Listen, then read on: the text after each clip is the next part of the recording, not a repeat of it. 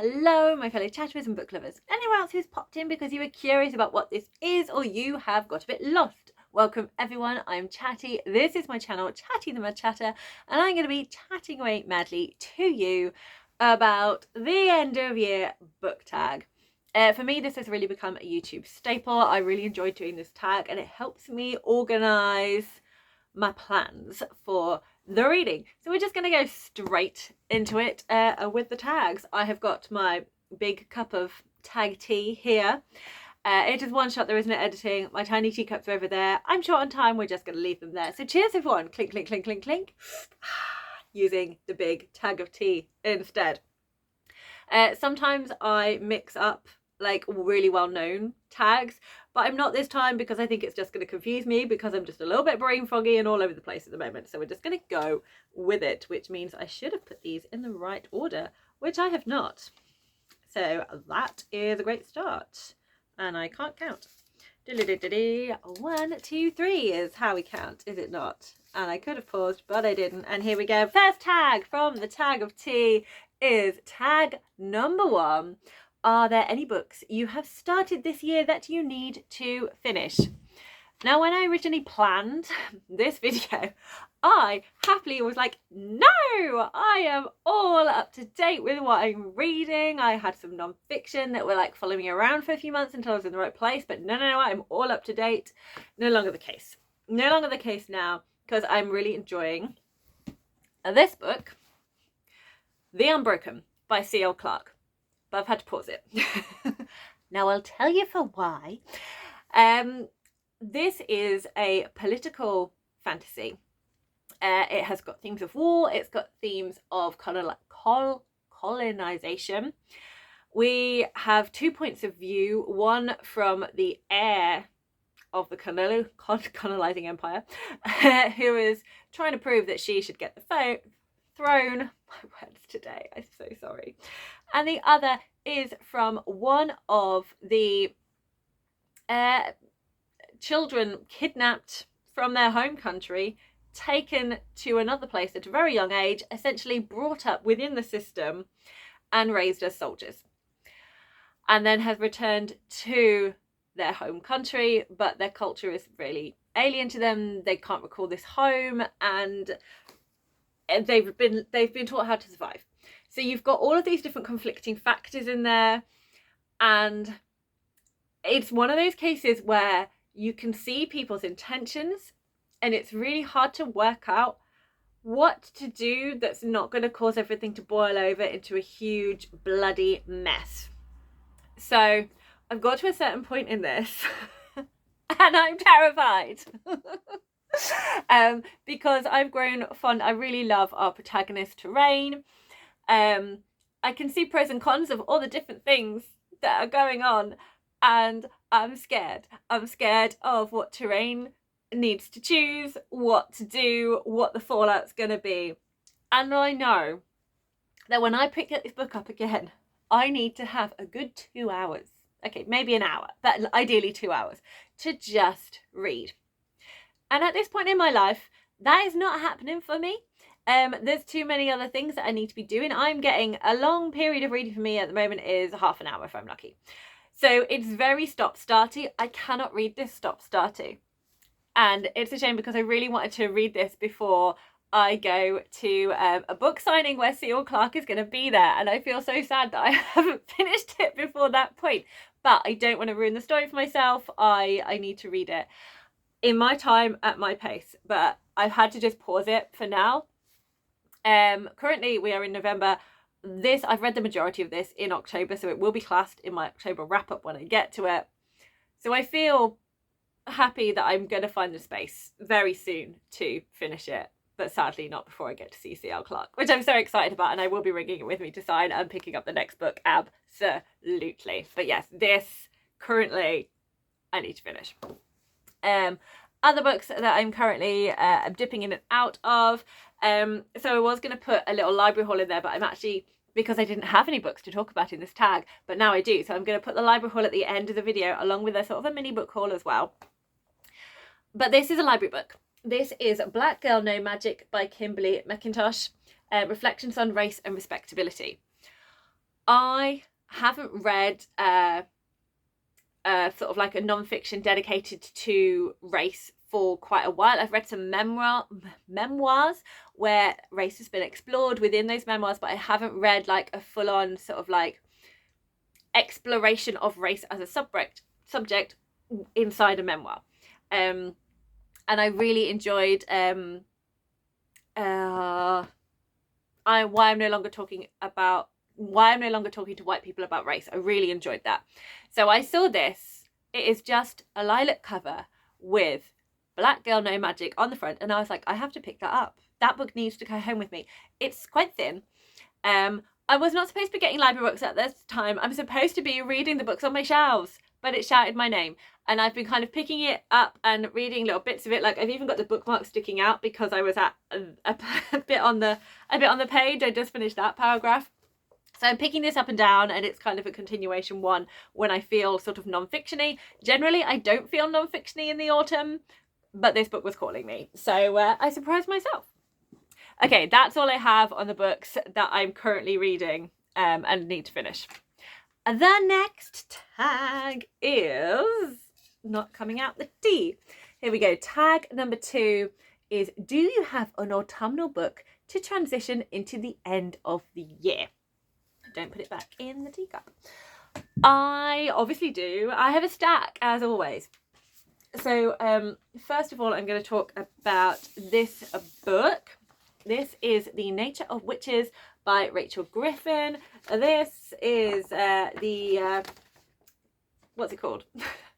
The sleeve. This is the book sleeve, and this is the naked hardback. The naked hardback is beautiful. It is covered in all sorts of fauna and flora.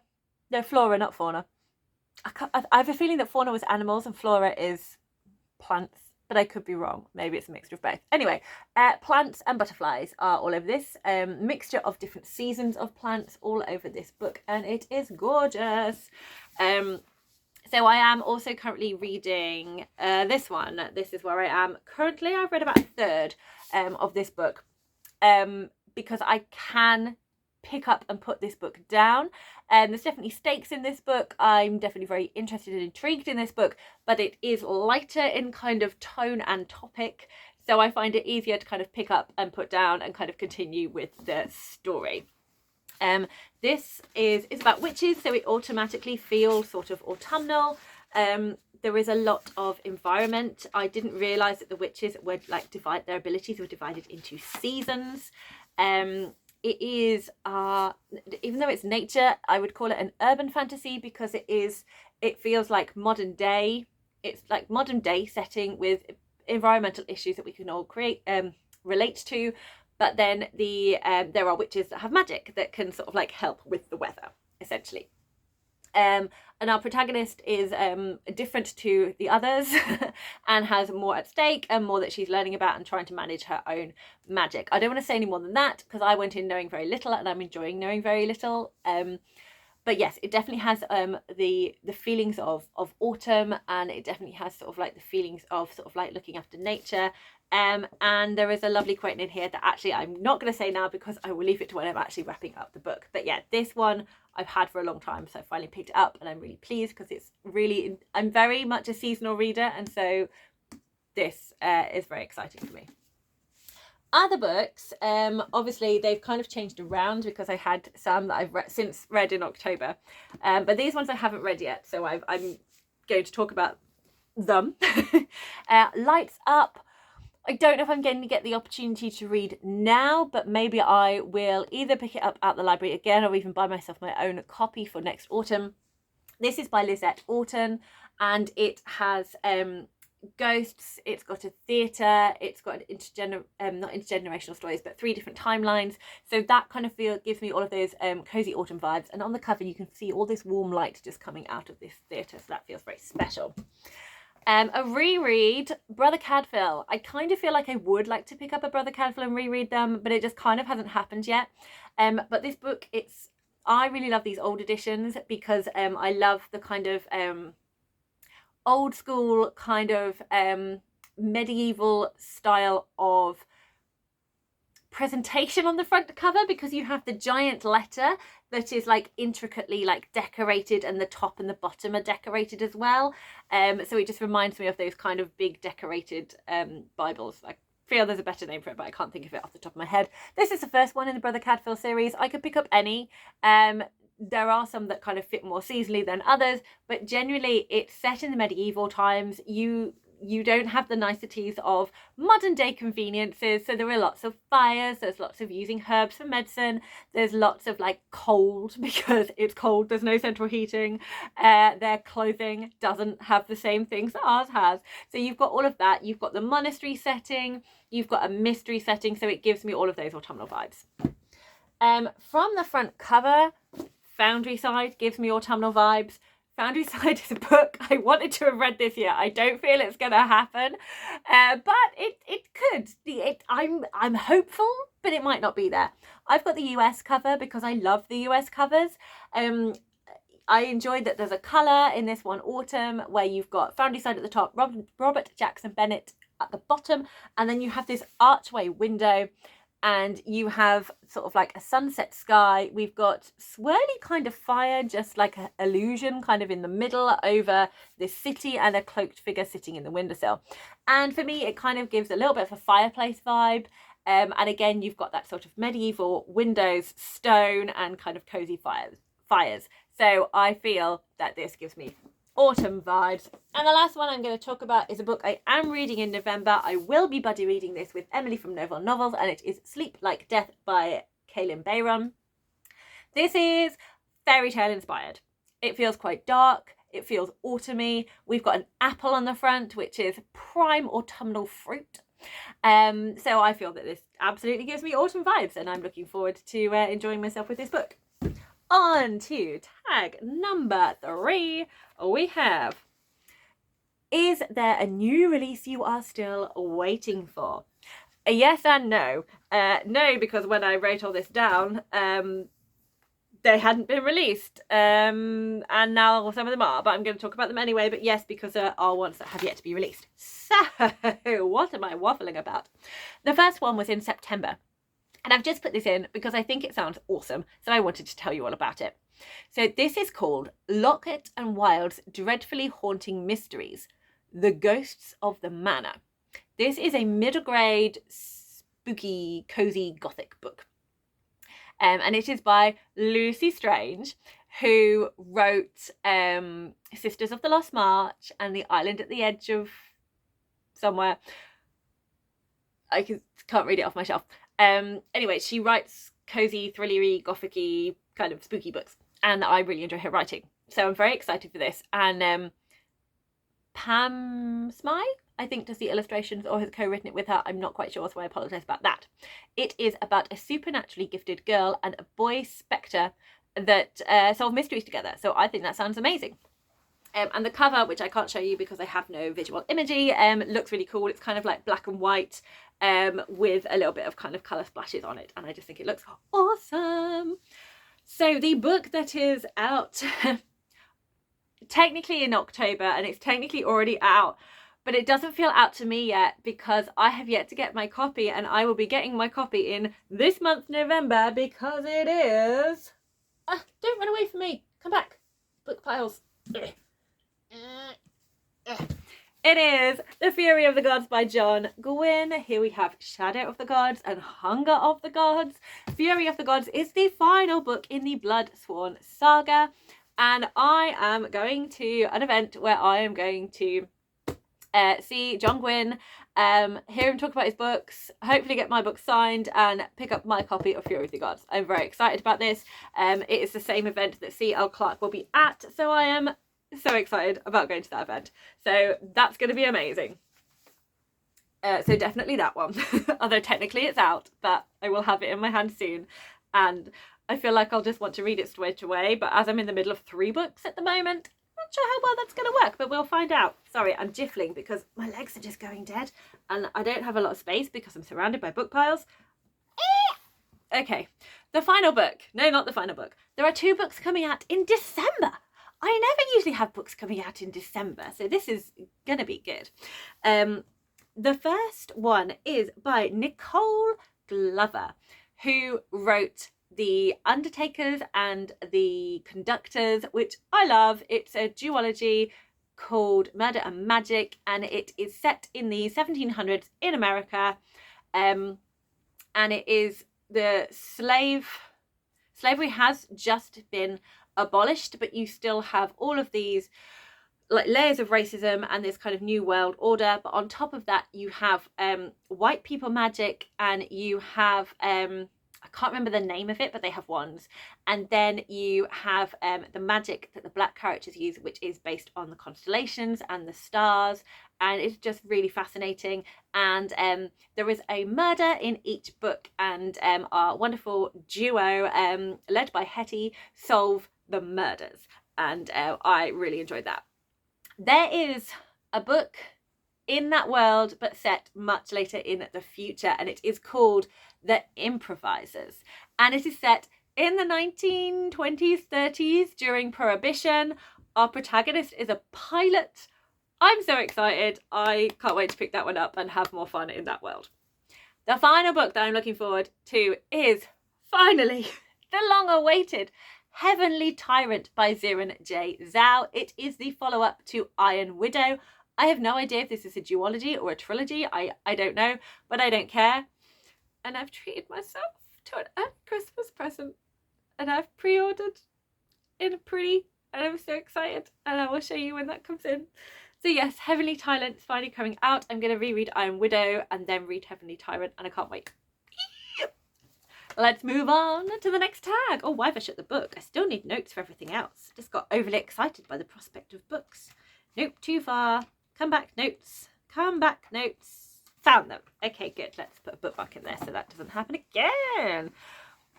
My big mug of tea is here, and what is the next tag gonna be?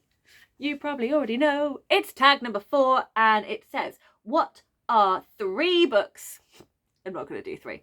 You want to read before the end of the year. So I have 4 piles. What are the 4 piles of books that I want to read by the end of the year? So the first one is my excitement, I can't believe you haven't picked these books up yet pile. The first one is a book I picked up in March. It was a book I was really excited and hyped for, and I've definitely kind of held back from it like I often do because I'm waiting for the perfect reading moment, and that is The Principle of Moments by Esme Jenkins Pearson. This is sci-fi. I think it is the start of like a space opera. We have got 2 different timelines. We've got oppression and we've got regency. I can't wait for this book, and the cover is gorgeous, and I'm just really hyped. I'm just really hyped, and I just haven't picked it up yet. I would love to read this by the end of the year because I'm really excited about it. But I'm very much someone that I feel like I need to have ticked off other things before I allow myself to be footloose and fancy free. And I still want to read the other books as well. And I feel like I'm less likely to pick them up because they've been weighing there for a while, whereas I'm more likely to pick this up because I'm excited for it. So it will happen. I don't feel it's going to happen by the end of the year, but I just feel the need to mention it to you and tell you that I really, really, really want to read this book. One that's more likely for me to read by the end of the year, because I've already said I'm a seasonal reader, and the season for this book is now. This book could easily have been in the autumnal reads, but the reason it isn't is because I still haven't earned it. So here is a lovely bubble wrapped fairy loot copy of Wisteria by Adrian Grace, which is the final book in the Belladonna trilogy.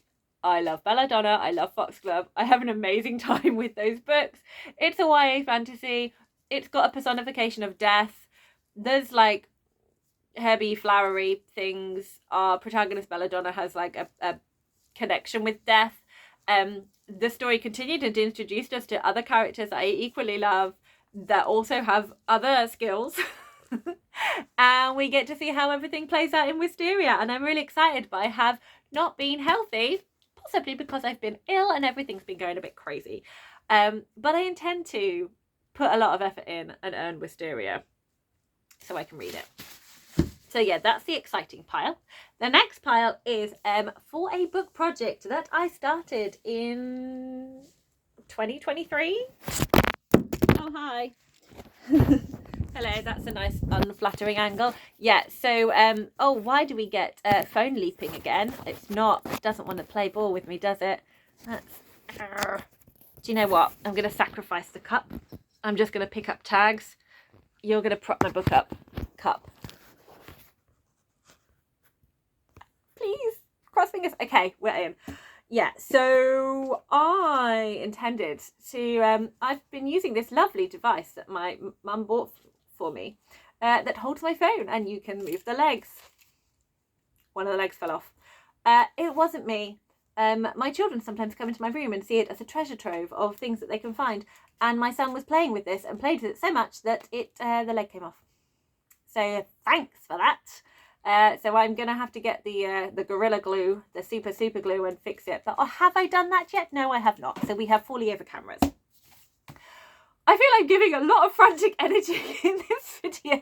The reason is I've got 20 minutes and 54 seconds of footage filmed, and there's 46 minutes and 40 seconds before my phone goes, you're done. You've got too much on the phone. And I deleted videos recently, so... Right, focus again. Projects before the camera fell. I filmed a video about book box predictions. I have 8 Shelterbox books and 12 Fairy Loot books to read in that video, and for me to organise the Shelterbox into ones I thought I'd most enjoy to least enjoy, and the same with Fairy Loot, plus I did a cover. What's the word? What's my favourite cover, for want of a better phrase? I have 4 books left. 4 books left. So my 2 Shelterbox books are Mrs. Moore Goes Missing by Myla Shizmikawa and The Mountains Sing by Nugent Fan Kui Mai. These are the last 2 Shelterbox. These I really want to read by the end of the year. My last 2 Fairy Loot books are The Ones We Burn by Rebecca Mix and The Darkening by Sunya Mara. So I really want to read these by the end of the year as well, and then I can do the follow-up to that video, which will be, were my predictions correct? What's my actual favourite to least favourite book? The next pile of books is series. There are so many series that I am reading and want to finish and want to kind of complete so that I can read all the exciting new ones. But because of certain things like exciting authors coming to town, I have been randomly starting series left, right and centre, and books where I'd read a book and I got up to date, then I've released the next books, which is also very exciting, but it means I now have humongous amounts of series. So I really need to finish them off. The ones that would make the most sense to finish off are ones where I've only got 1 book left. So things like The Secret of Stars by Maria Kuznia. Those just 2 books in the Ship of Shadows duology. I don't know if there plans to be any more, but there's only 2 for now. I loved Ship of Shadows, can't wait to read Secrets of Stars, just haven't yet. And Heart of the Sun Warrior, this one is on my November TBR, so I really have no excuse. This is the Celestial Kingdom duology, follow up to The Daughter of the Moon Goddess. Really enjoyed that, can't wait to kind of carry on reading in this very, very pretty copy. By Sulin Tan. Can't remember if I said that already, but this one should be read, so that should be an easy tick off. Not so easy, I've got 2 more books and I need to earn both of them to complete the Pages & Co series, and I still haven't chatted in my Discord or spoken to any of the other people that read the book going, I plan on reading book 5 at some point, because I haven't earned book 5. Book 5 and 6 are under my bed, not earned, so that's a little bit more challenging, but in my head, finishing off this series this year would have been a good plan. We'll see if I get there. This is a Pages & Co series by Anna James, and the next book I think is called The Treehouse. This book should not be on here. This next book I'm about to hold up to you should have already been read. But I've turned it into, I want the perfect moment for reading this book because I'm so excited about reading this book. And it is The Empire of Gold by S.A. Chakraborty. I have loved my journey into Daevabad so far. I loved City of Brass. I loved The Kingdom of Copper. So I think I had a month where I wasn't reading, and then I was like, the next month I'm just going to pick up The Empire of Gold. It's going to be wonderful. I'm just going to really enjoy it because I think I had some bigger fantasies I was finishing off. But October was just a funny month again. It's just been a bit here, there, and I'm just stroking the bubble wrap if you're wondering what that noise was, because it's It's just very tactile and I want to do it. I feel I'm a bit hyper, sorry. The chaos is a new level in this video. Yes, haven't read this. Should read this. Really should read this. I just want to be able... It's because I, just like The Unbroken, I want uninterrupted reading time so I can really get my teeth into it and I can just sit and just be in this world without being interrupted every 5 minutes and needing to get up and do stuff. Yeah. I think I need a week's reading holiday where I can just read books without worrying too much about it. But what a privileged thing to say. Oh my goodness, I don't have time to read my books. Poor little me. Right, my final pile of books you are probably going to see a repeat of in December because I am hitting my wintry season and I want all the snowy books. Give me all the snowy books. I am excited for that joy. So, my snowy books. The Snow Girl by Sophie Anderson. She released this last year. I love Sophie Anderson. House and Chicken Legs, Girl Who Speaks Bear. Some of my favourite middle grade books. Can't wait for The Snow Girl because she has a hardback. We have beautiful foiling. We have snow. We have purples and blues. We have a girl in a white dress with the title in the skirt. We have end pages with stars. We have decorative icicle things around the pages in various shades of blue. We have pictures. There is a reindeer and sleigh. Is it a reindeer? No, just flying horse and chariot. Anyway, prettiness and Slavic folktale and snow and joy of wintertime and middle grade. Yes, please. I also want to continue some more series. So Bear Town, set in the icy... Can't remember what I suppose the town is called, Bear Town, but I can't remember the actual place it's set in.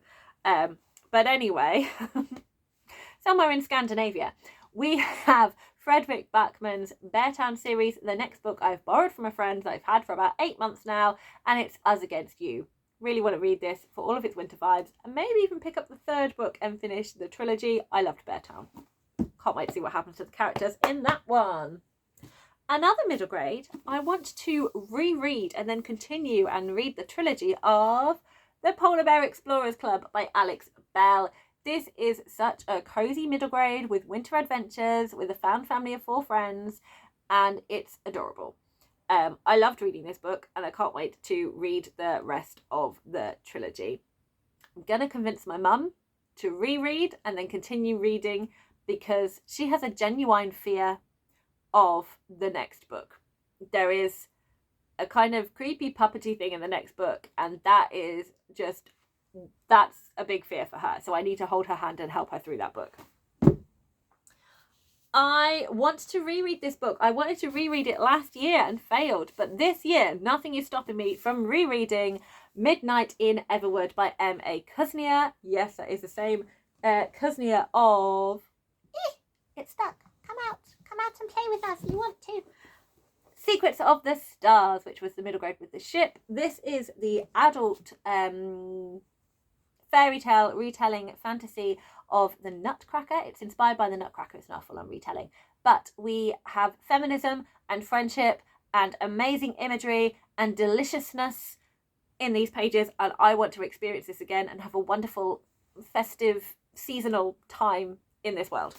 It's happening. 2 new books that give me wintry vibes. One clearly, the other don't know, it's just giving me wintry vibes.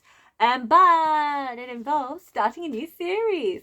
I really want to read The Hatmakers by Tamsin Merchant. I've had this book for a really long time. I have the other books under my bed, and I really should start reading them because that would be nice. This is a middle grade fantasy. I think it's going to be adorable. The art is by Paulo Escobar, and it just looks like such a beautiful book. Oh, look on the back. We've got a lighthouse with a shining light into the purple sky with a silver lightning fork and stars and wonderful, beautiful waves. I love Paulo Escobar's artwork. It's gorgeous. They did the cover as well. Doesn't say. Should say, but it doesn't say. I'm presuming so. Anyway, really want to read this one as well. I realise I'm rushing through these titles quite a bit, but every book I talk about, I will put a link in the description box for you to go and click on the story graph and find out a little bit more about that, should you wish to. The final book that I want to read before the end of the year, or at least in the wintry time that will most likely be on my December list. This one is going to be a lot harder because I feel it's going to make me cry. I feel it's going to be more hard hitting, but I've had this on my list for a really long time. It is The Mercies by Kieran Millward Hargrave. I may or may not buddy read this with Emily because we spoke about it previously and then haven't spoken about it since. So maybe I should say, Emily, do you want to reread this in December or January? It's a bit stressful to maybe do buddy reads in September, so maybe not, but we'll see. If not, I will just enjoy reading it by myself. I have had in my head, there is this really adorable pub along the Brighton seafront called The Fortune of War that I have spent many a happy summertime with pre-children on the tables in front enjoying a nice beverage. But it also inside has these two little bay windows. That's the window sticking out like a little boat prow. And I have sat in one once and I loved it. And I was like, this would be so cool in the winter when the sea's a bit choppy and you could just see it out the window. I would love to be sat there reading The Mercies with some nice hot drink. That is my dream reading spot for this book. So we'll see if I accomplish that little mini dream of mine. There we go. I'm going to pause now and move myself out of this book fort. Okay, tag number 5 is there a book that you think could still shock you and become your favourite book of the year? I find favourite books of the year quite hard because I have lots of them. I'm not someone who can go, yes, this is my favourite book of the year and this is the criteria for it and this is, yes, I believe in all of that. If you just give me an emotional connection of any kind, like bittersweet, pure snot tears, cosy, warm fuzzies, I'm just going to have a really lovely time with that book and I'm really going to enjoy it. And there's lots of books that I love and there's lots of books that have come out from this year that I love and are favourites. So it's not necessarily going to be of the year, but definitely a favourite.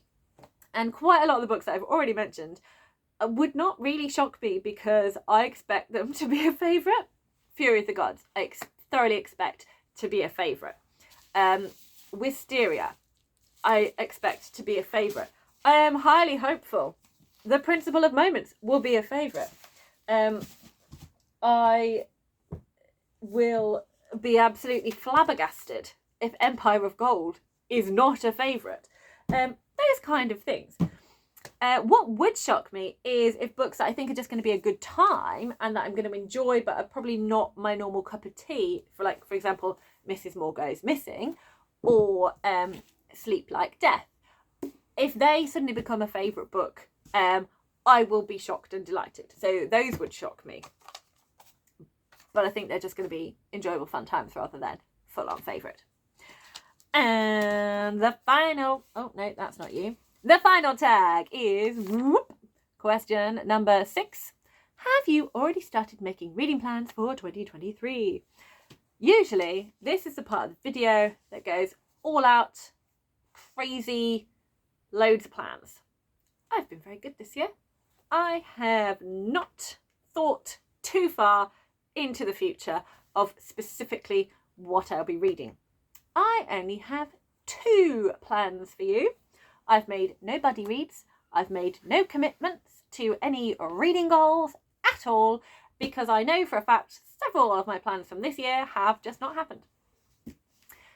One plan I have, which probably won't come as a surprise if you've been watching my channel a lot or if you're on my Discord, is I'm going to be rereading the Nevermore series by Jessica Townsend because as of the late spring, early summer, Silverborn, we have a cover.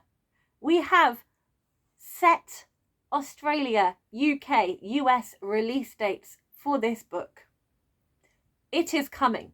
It is finally coming, and I am going to embrace it and have all the joy when it does. And I am so delighted that Jessica Townsend has managed to work through the illness and feel able to put out the incredible books that she wanted to put out, because Nevermore, Wondersmith and Hollowpox, some of my favourite books of all time. I absolutely love this world. So this is Nevermore. This is the first one. It's gorgeous. Here is the lovely Jupiter North. Step boldly, sparkly, sparkly gold foiling. I'm going to be rereading, and I am going to wait for my American friends to read Silverborn. So I will not start reading Silverborn until everyone has been able to get their hands on a copy. So I'm going to be doing Nevermore in April. So I'm going to be doing a read along again, just like I did with the Mari. Nevermore in April, Wondersmith in May, Hollowpox in June, and we can all read Silverborn in July when everyone should have got their hands on it. Unless you're waiting for paperbacks, obviously. In that case, sorry, I'm not waiting that long.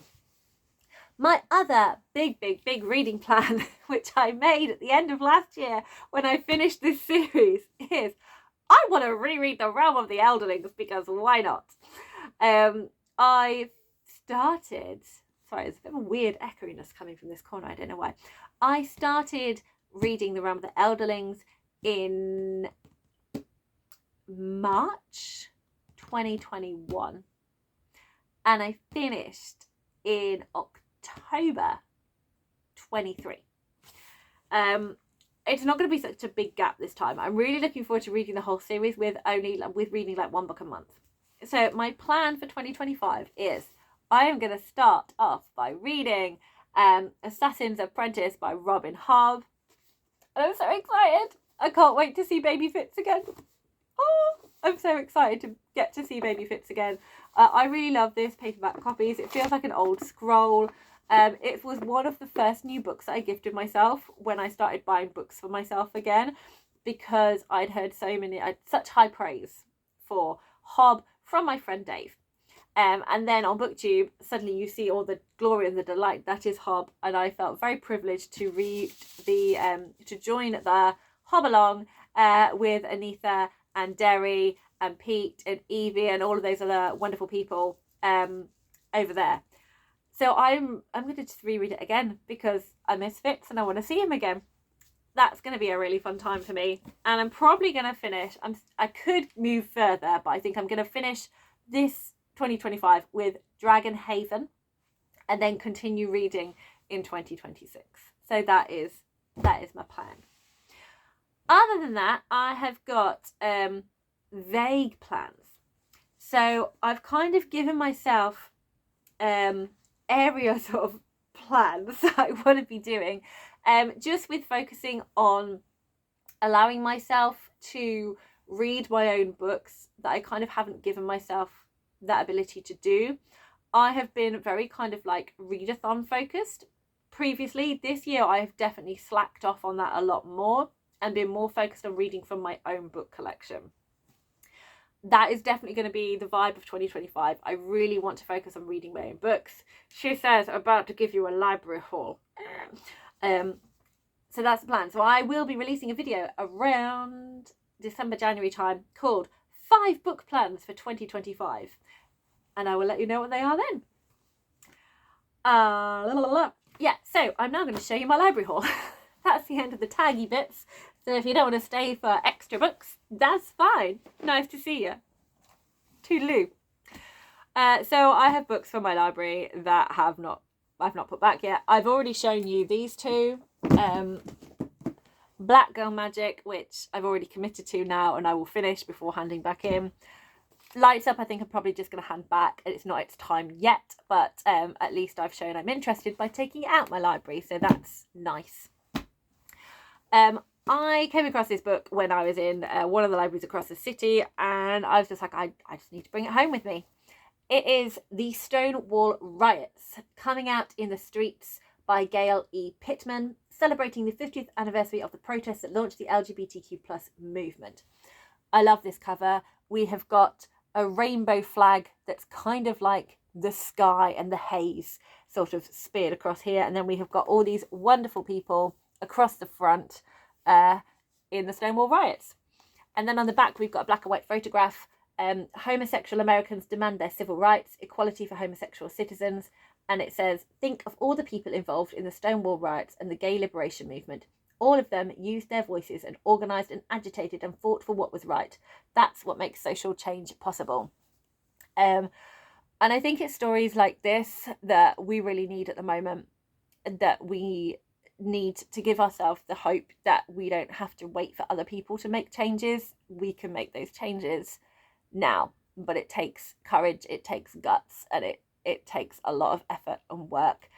And I feel a great place to start for me is by reading more about it. So I have a certain awareness of the Stonewall riots, but not a huge amount, and I thought this book was a good place to start.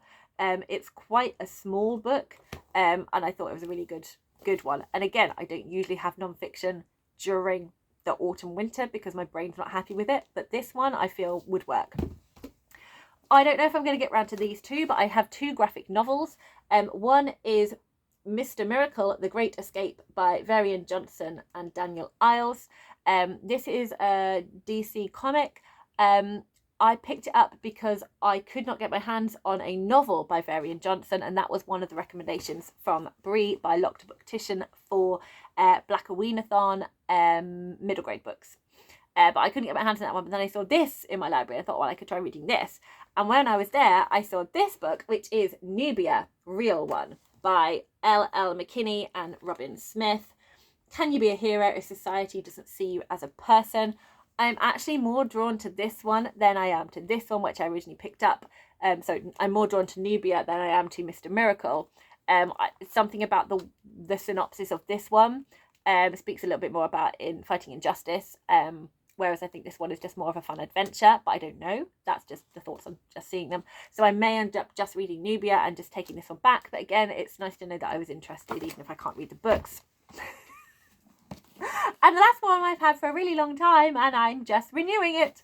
Luckily, no one else, not so luckily because I feel sad for the book, but luckily no one else is kind of requesting it. But The Water Outlaws by S.L. Huang. I really want to read this book. I feel this book is going to be a really good fit for me because of how much I loved the She Who Became the Sun and He Who Drowned the World. I really wanted another epic looking at kind of like set in like amongst Chinese history. So this one just really caught my eye and I really want to read it. But again, my brain can only take so many epics at once. So we'll see. But I'll just keep renewing it and I want to read it. Now I'm going to show you some books that I've acquired. So, after doing my shelf count up and seeing where I am, I'm realising that I have 248 unread books in my house. And that number is too high for what I'm comfortable with. Everyone's got their own levels. This is mine. I tried to do Read What You Own May. So from May, everything that I had in my house in May counts as a book on my shelf. So I've started going through, and my plan is that when I've read 8 books, I'm allowed to buy another one. So my 8th book that I read that was mine was Solitaire, and that meant I could buy The Trouble with Mrs. Montgomery Hearst, which I have since read, loved it. And then Pages and Co. Tilly and the Map of Stories meant I could get The Library of the Lost, which I have. And I have earned it. And then 3 Apples Fell from the Sky, which I read in October, meant that I can then get The Fury of the Gods by John Gwynne. So I need to read another 8 books before I can get another book here. And then that was my plan from May. And then I've completed that goal. And then I can start again my own version of the Read What You Own challenge. The official Read What You Own challenge is out now, so please go and get involved in all of that. I will find a description, not a description, I will find a link and put it in the description box for Criminolly and MJ, because they usually lead on that one. But it definitely inspires me with my own shelf reading. So that's my own little thing at the moment. Other books I've been reading, I have ones that have come into my house after May, so I couldn't enter them on here, and of course library books do not count. However, when I was able to get The Lost Library by Rebecca Stead and Wendy Mass, I got it through Books Please, and it kind of felt like a good opportunity for me to pick up some books that I cannot access in the UK. They are American titles. I can only find them through ordering books. So Books Please, I can get American books. So this is a hard copy of The Lost Library. I did I could have got hardback copies of all the books, but I went for the cheaper paperbacks because I was like, come on, you're not really supposed to be getting these anyway. So these live under my bed, but I've just brought them out to show you. The Grace of Wild Things by Heather Fawcett. This was one of the books. So the Lost Library was the winner of the 2023 Middle Grade Readers' Choice Awards. The Grace of Wild Things was on the shortlist. It was one I voted for, so I did want to pick it up and read it. I have loved some of Heather Fawcett's YA. I haven't read Emily's Encyclopedia yet, but I really enjoyed her YA duology that's kind of set in this icy mountain world. And this is inspired by Anne of Green Gables, but involving witches. And I just think that ticks all my boxes, so I want to read this. This very much, like, there's another book that again I couldn't get hold of and I can only get from America. It's not the best book in terms of its bookness, the physical product. It's got just a very shiny card cover, and the pages are sort of on recycled paper, like a grey. It's very much like a printed because you've requested it book. It's like a someone wants this book, so we'll print and bind a copy, like it's just come out of a big machine, like a production line. Whereas the Lost Library feels like there's some love behind it, whereas this one, it doesn't feel like it. But I suppose the grey pages mean it's recycled paper, so that's better for the planet, so I'm not going to knock it too much. And at least I've got a copy. This book, it feels more like a proper actual paperback copy that someone loves.